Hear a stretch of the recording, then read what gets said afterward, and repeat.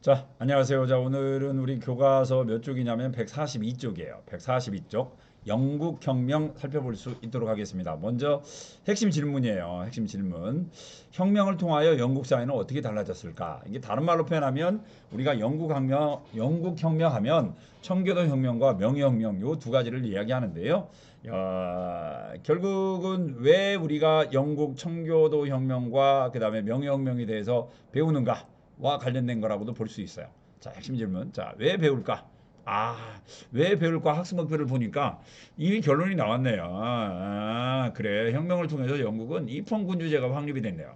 입헌군주제가 확립이 되었고요. 여기에 해당되는 핵심 단어가 젠틀이라는 단어, 권리청원, 청교도혁명, 크로멜, 권리장전, 명예혁명. 이제 요런 단어들. 그 다음에 이제 스튜어트 가문의 왕이었던 뭐 찰스 1세라든가 그 다음에 제임스 2세라든가 하는 사람들의 그 삶, 그 다음에 행동을 통해서 우리 영국혁명 볼 수 있도록 할게요. 아무튼 영국혁명의 결과는 입헌군주제가 확립됐다입니다. 한번 보도록 할게요. 먼저 청교도혁명이죠. 영국 농촌에서는 장원제가 무너졌어요. 아마 장원제가 무너지는데 큰 공을 세운 것 중 하나가 바로 이 흑사병이죠. 흑사병이요. 흑사병. 이제 흑사병. 그래서 흑사병을 통해서 장원제가 무너지고 자영 농민층이 형성되었고 이 가운데 지주층이었던 누가 등장하냐면 젠트리들이 등장해요. 젠트리. 이 젠트리가 오늘날 신사인 무슨 단어? 젠틀맨의 어원이죠. 지주계층이었던 젠트리들이 무슨 운동을 하냐면 인크로저 운동, 인크로저. 다른 말로 표현하면 이 인크로저 운동은 울타리치기 운동이라고 보시면 돼요. 16세기 유럽에서 뭐가 발달했다? 모직물 산업. 우리 저번에 이제 많은 친구들이 틀렸어요. 모직물 산업입니다. 모직물 산업. 이 모직물 산업이 영국에서 발전하게 된 것은 뭐와 관련이 있냐면 백년 전쟁과 관련이 있어요. 원래 백년 전쟁에서 유럽에서의 모직물 산업의 중심은 어디였냐면 플랑드로 지방이었죠. 이 플랑드로 지방은 요즘으로 따지면 벨기에 지역이에요. 그런데 백년 전쟁을 통해서 영국이 요 플랑드로 지방을 빼앗겨요. 빼앗겨요. 그래서 이제 벨기에, 네덜란드 요 지역이 이제 모직물 산업의 중심지가 되죠. 그러자 이제 영국은 직접 뭘 하기 시작해요? 직접 모직물 산업을 육성하기 시작합니다. 그러면서 이제 모직물 산업의 재료가 되는 건 뭐예요? 양털이죠. 그러다 보니까 이제 밀농사를 짓고 있던 밀밭에 농사를 짓고 있던 사람들을 몰아내요. 그죠? 몰아내고 여기를 뭘로 만들었냐면 이제 그 양 목장으로 만드는 거죠. 여기서 목장으로 만들고 이제 양들이 도망치는 걸 막기 위해서 그 이 목장 밖에 뭘 친 거예요? 울타리를 치기 시작한 거죠. 얘를 보고 우리가 링클로즈 운동이라고 불러요. 결국 모직물 산업이 발달하면서 대다수의 누가 쫓겨나요? 대다수의 농민들이 쫓겨났죠. 대다수의 농민들이 쫓겨나고 그곳에는 소수의 뭐만 있어요? 양들만 살게 됐죠. 양들만 살게 됐어요. 그래서 이 현상을 보고 일찍이 뭐예요? 아, 토마스 모 유토피아에서 뭐라고 한 거예요? 양들이 누구를 몰아낸다. 양이 뭘 잡아먹는다. 사람을 잡아먹는다라고 이야기했던 배경이 되는 사건이 바로 요거였죠. 요거였어요. 요거였어요. 그 인크로즈 운동이에요. 그 유명한 인크로즈 운동을 주도하면서 불을 쌓았다. 그래서 이제 상당수의 많은 농민들은 몰라 그랬지만 지주들은 뭘 하는 거예요? 돈을 번 거죠. 그리고 농촌에서 쫓겨났던 농민들은 어디로 가요? 도시로 가서 값싼 노동력을 제공하게 되는 거죠.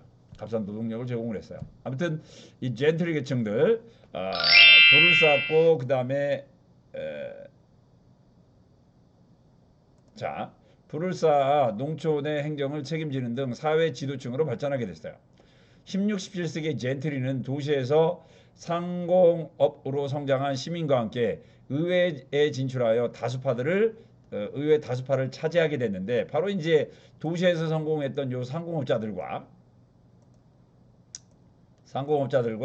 요 젠트리들이 뭐가 돼요? 종교적으로 청교도를 선택을 했어요. 청교도는 뭘 장려했다고 그랬어요? 청교도는 뭘 장려했죠? 청교도. 우리 칼뱅 있죠, 칼뱅. 칼뱅은 뭐예요? 상공업의 발달을 장려했다라고 이야기했죠. 즉 상인들이 상공업자들이 부를 축적하는 걸 중세 카톨릭에서는 이걸 죄악시했지만 칼뱅은 상공업자들이 부를 축적하는 걸 이걸 뭐라고 그랬어요? 하나님의 뜻이라고 그랬죠. 상공업자들이 돈을 많이 버는 건 하나님의 영광을 나타내는 거라고 그랬어요. 그러다 보니까 많은 상공업자들이 뭘 믿었던 거예요? 신교를 믿었었고, 바로 이제 잉글랜드 지역에서 신교를 믿던 사람들을 청교도라고 불렀고요.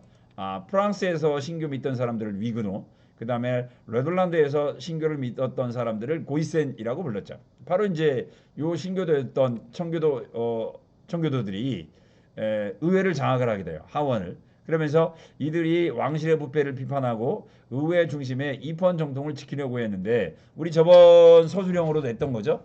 참 서답형으로 냈던 거. 영국에서의 의회주의 전통은 바로 뭐예요? 대헌정이었죠. 1215년 마그나 그라타, 과세. 세금을 부여를 하려면 반드시 누구의 허락을 맡아라? 의회의 허락을 맡아라. 그 다음에 왕 귀족들 이제 여기에서는 이제 이 귀족들에는 누구까지 등장하게 돼요? 이제 의회 세력으로서 젠틀이라든가 시민 계급들을 만약에 체포 구금하려면 반드시 누구의 동의를 얻어라? 의회의 동의를 얻어라라고 하는 입헌주의 전통을 지키려고 했죠. 이런 상황에서 입헌주의 전통을 지켜주었던 엘리자베스 1세, 엘리자베스 1세 때까지는 얘들은 튜터 왕조예요. 이제 금방 이야기한 대로 나름대로 튜터 왕조는 뭘 인정을 해줬어요? 의회주의 전통을 지키려고 인정을 해줬던 사람들이죠. 의회주의 전통을 인정해 주려고 했던 튜터 왕조가 사라지고 그 자리에 누가 등장하냐면 스코틀랜드 출신이었던 스튜어트 왕조가 등장을 해요. 그런데 스코틀랜드는 의회라는 게 없어요. 스코틀랜드에서는. 그래서 스코틀랜드에는 의회가 없기 때문에 스코틀랜드 출신의 스튜어트 왕조의 제임스 1세는 의회를 무시하기 시작하는 거예요. 왕권 신술동과 국교회를 고수하면서, 즉 청교도들을 탄압했다는 이야기죠. 의회를 무시하고 전자정치를 펴요. 그리고 제임스 1세의 아들이었던 찰스 1세도 의회의 동의 없이 세금을 걷고 청교도들을 박해해요. 그러다 보니까 많은 청교도들이 이러한 박해를 피해서 어디로 이민을 갔냐면 미국으로 이민 가기 시작한 거예요. 본격적으로 미국으로 이민 갔다 1620년 메이플라워, 그죠? 1620년 메이플라워, 이들이 이제 버지니아로 가죠. 이 버지니아로 가면서 겨울철에 어때요? 겨울철에 하나님께 영광을 나타내면서, 그러면서 이제 본격적으로 추수감사제 행사가 이제 미국에서 이제 본격적으로 전개가 되는데, 아무튼 1620년경에 대규모의 청교도들이 이제 미국으로 이민을 합니다. 메이플라워 굉장히 유명한 거고요. 그래서 아무튼 갈등이 커졌어요. 이에 의회는 의회의 동의 없는 과세 금지, 아까 이야기했던 대원장의 내용이죠. 그 다음에 이유 없이 이제 국회의원들을 마음대로 체포나 구금을 구속을 금지하는 권리청원을 제출을 해요. 누구에게? 찰스 1세에게 제출을 한 거죠. 야, 찰스 1세에게, 야, 너 영국에서 왕을 하려면 요 두 가지는 지켜야 돼요. 이 두 가지는 지켜야 된다. 세금을 마음대로 걷지 못한다. 마음대로 체포, 구속하지 못한다. 라고 이야기를 하니까 찰스 1세가 그래, 뭐 이 정도는 지켜주지 라고 이야기를 하고 약속을 하긴 했지만, 찰스 1세가 볼 때는 의회가 건방지죠. 그래서 의회를 소집하지 않았어요.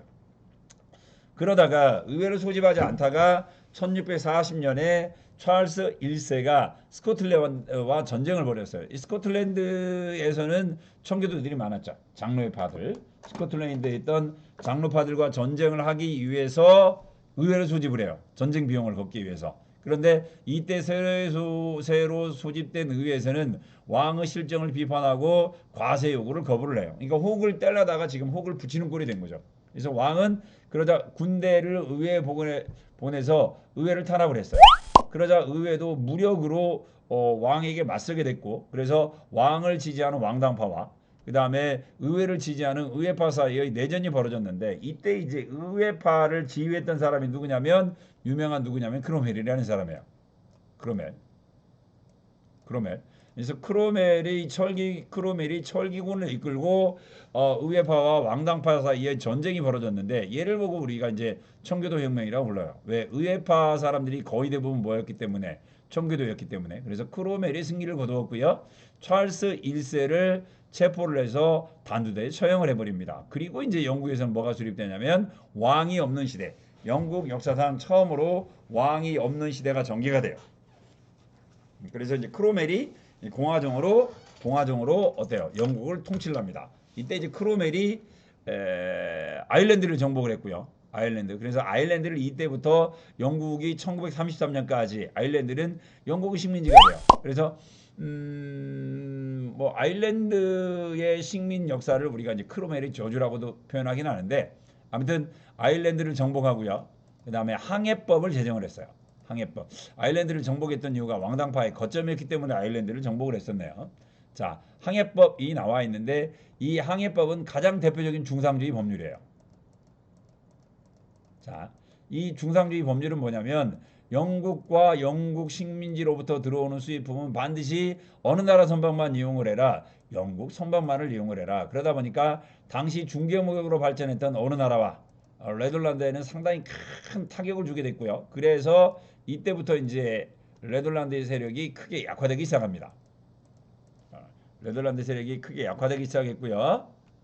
그래서 이제 결국은 덕분에 크로멜 때 영국과 네덜란드의 전쟁이 벌어졌고요. 요 전쟁에서 누가 승리를 거둬요? 영국이 승리를 거두면서 네덜란드는 세력이 크게 약화되게 되고 네덜란드는 세력이 크게 약화되고 네덜란드의 자리에 이제 누가 등장하게 돼요? 영국이란 나라가 등장하게 되는 거죠. 그래서 이 항해법은 가장 대표적인 중상주의 법률이에요. 우리나라하고 무역을 하려면 영국과 무역을 하려면 어느 나라 배만 이용해라? 영국 배만 이용해라. 자, 중상주의 법률의 대표적인 거고요. 아무튼 뭐 그 덕분에 항해법 덕분에 아까 이야기한 대로 영국이 세계 무역의 주도권을 잡게 돼요. 그래서 아무튼 크로멜은 호국경이 됐고 청교조에 입각한 엄격한 뭐예요? 금욕적 독재 정치를 펴요. 그래서 뭐 극장도 없애버리고 노래도 못 부르게 하고 술집도 없애버려요. 그리고 남자들은 이제 나중에 그건 이야기를 할게요. 그래서 엄격한 금욕주의에 입각한 여기서 이야기하는 청교주의는 금욕주의입니다. 너무나 엄격한 금욕주의를 하다 보니까 사람들도 여기에 대해서 이제 반발하기 시작했고 그래서 크로멜이 죽자 영국인들이 다시 이제 누구를 내세워요? 왕을 내세우죠. 와, 공화정보다는 차라리 뭐가 낫다? 왕정이 낫다. 그래서 찰스 2세가 왕정 복구를 통해서 등장을 하는데 얘는 좀 아직도 정신을 못 차렸어요. 가톨릭을 다시 우대를 해요. 가톨릭을 우대하고 전제 정치를 추구하자 이후에 의회는 가톨릭 교도를 포함한 비국교도의 공직 취임을 금지하는 뭘 실시해요? 심사령. 그 다음에 마음대로 체포와 구금을 금지하는 인신보호령을 내세워서 너 왕 네 맘대로 하면 누구처럼 돼? 찰스 1세처럼 다시 너 죽을 수도 있어. 다시 죽을 수도 있어. 경고를 합니다. 경고를 합니다. 이때부터 이제 의회는 왕을 지지하는 토리당과 그 다음에 의회를 존중하는 휘구당 두 개로 나눠서 싸우게 됐고요. 그래서 이제 휘그당은 자유당, 그 다음에 토리당은 보수당. 그래서 이제 물론 이제 자유당은 영국에서는 이제 자유당은 사라지고 이제 이게 노동당이 되긴 합니다만은 양당 정치의 기반을 이때부터 마련하게 되었다. 자, 아무튼 찰스 2세의 뒤를 이었던 제임스 2세. 자, 카톨릭 친카톨릭 정책을 펴면서 심사령과 인신보호령을 무시를 해요. 그러자 의회는 제임스 2세를 폐위를 하죠. 죽이지는 않아요. 공주이자 신교도인 메리와 그 남편인 네덜란드 총독 윌리엄을 공동 왕으로 추대를 했고 그래서 제임스 2세를 폐위하고 신교도인 메리를 왕으로 삼았는데 이게 유혈 사태 없이 이루어진 혁명이다라고 해서 얘를 뭐라고 부르냐면 명예혁명이라고 불러요. 그러니까 찰스 1세를 단두대에 죽인 건 청교도 혁명. 그 다음에 제임스 2세를 죽이지 않고 왕에서 쫓아낸 건 이건 명예혁명이죠. 그리고 메리하고 윌리엄에게 뭘 요구하냐면 권리장정 승인을 요구를 했어요. 그래서 권리장전을 승인함으로써 이때부터 영국은 왕은 존재하는데 뭐하지 않는 군림하지 않는 입헌 군주제의 토대가 만들어지죠. 자, 여기 보니까 이런 내용이 있죠. 왕은 의회의 동의 없이 법률 효력을 정지할 수 없다. 즉 의회의 동의 없이는 이제 마음대로 왕은 법을 바꿀 수가 없다. 그 다음에 의회의 동의 없이 과세하지 못한다. 그 다음에 의회의 동의 없이 군대를 징집 유지하지도 못한다. 그 다음에 의회 선거는 마음대로 한다. 그 다음에 의회에서 국회의원이 말한 거에 대해서는 이제 어때요? 요즘으로 따지면 이제 어때요? 치해법권이다라고 하는 그런 내용이죠. 그런 내용들을 담고 있는 권리 장전이에요. 아까 권리청원은 딱 두 개밖에 없어요. 권리청원은 두 개예요. 아까 이야기한 대로 세금 걷지 않는다. 그 다음에 마음대로 구속하지 못한다. 이건데 권리장제는 좀 내용이 좀 많죠. 내용이 많고 하나 가장 핵심적인 건 뭐예요? 왕은 마음대로 법을 바꾸지 못한다요. 그러니까 이제 법은 오로지 누구만 바꾸는 거예요. 의회에서만 법을 바꾸는 거기 때문에 왕은 이제 완전히 뭐가 된 거예요? 허수아비가 됐고 그래서 이때부터 영국의 정신을 우리가 입헌 군주제라고 표현하는 거예요.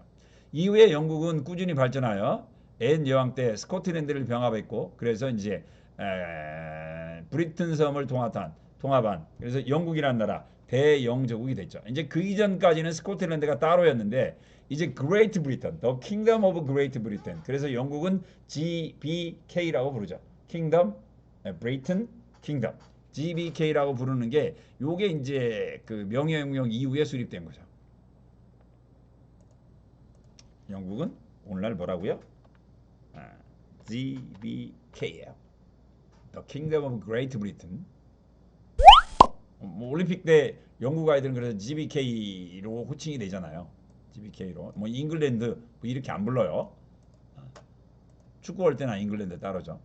그 다음에 이제 애니 후사 없이 죽자 독일 왕이었던 하노버공 조지 1세가 왕이 되는데 문제는 이 하노버공은 영어를 몰라요. 그러니까 이제 의회에 가서 왕이 앉아있긴 하는데 완전히 얘는 뭐였던 거예요? 허수아비가 된 거죠. 내각 책임제. 입헌군주제하고 내각 책임제하고 같은 거고요. 왕은 군림하나 통치하지 않는다. 자, 영국 그래서 영국의 입헌군주제가 청교도혁명과 명예혁명을 통해서 완성이 되었다. 그 다음에 이제 미국 혁명 간단하게 볼게요. 왜 미국 독립을 시민혁명이라고 부를까? 왜 그럴까? 왜 시민혁명일까? 정답이 여기 있어요. 학습 목표에 보니까 나와 있죠. 미국은 뭐가 없는 나라예요? 왕이 없는 나라예요. 미국은 왕이 없는 나라예요. 그래서 미국 독립전쟁 결과 세계 최초의 뭐가 등장해요? 공화국이 등장하게 됐고요. 그래서 어떻게 보면 미국 독립은 이제 시민혁명이 되는 거죠. 영국의 전제 왕권에 도전했던 시민들이 승리를 거둔 혁명, 시민혁명입니다. 자, 17세기부터 많은 영국이 종교, 아까 누구였어요? 제임스 1세였죠. 위로 조금 올라가 볼까? 제임스 1세. 스튜어트 스코틀랜드 출신이었던 제임스 1세가 왕이 되면서 청교도들을 탄압을 했다고 그랬죠. 그래서 이제 많은 청교도들이 어디로? 미국으로 이민을 하게 됐어요. 미국으로. 그래서 종교라든가 그 다음에 정치적인 이유로 북아메리카에 이주하여 1920년 대표적인 게 필그림 파더스 버지니아 대서양의 식민지를 건설했어요. 그래서 본국에 특별한 간섭 없이 자치를 누렸어요. 그런데 7년 전쟁이 일어나요. 7년 전쟁. 이 7년 전쟁은 무슨 전쟁이냐면 유럽에서 맨 처음에 오스트리아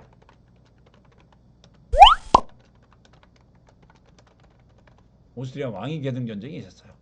오스트리아 왕위 계승 전쟁. 왜 안 나오냐? 오스트리아 왕위 계승 전쟁에서 마리아 테레자하고 그 다음에 프로이센의 프리드리 대제가 서로 싸웠었죠. 프리드리 대제가 싸웠고 이 싸움에서 맨 처음에는 누가 이겼죠? 프로이센이 이겼어요. 그래서 이제 프로이센이 술레지안 지방을 차지했는데 마리아 테레자가 이제 그 다음에 열받잖아요. 그 다음에 열받았어요. 어디까지 갔어? 큰일 났네. 마리아 테레자가 그 다음에 열받아서 이제 누구하고 또 같은 편이 돼요? 프랑스하고 같은 편이 되죠. 프랑스하고 같은 편이 돼서 보복 전쟁을 해요. 보복 전쟁. 그러면서 일어난 전쟁이 7년 전쟁이었어요.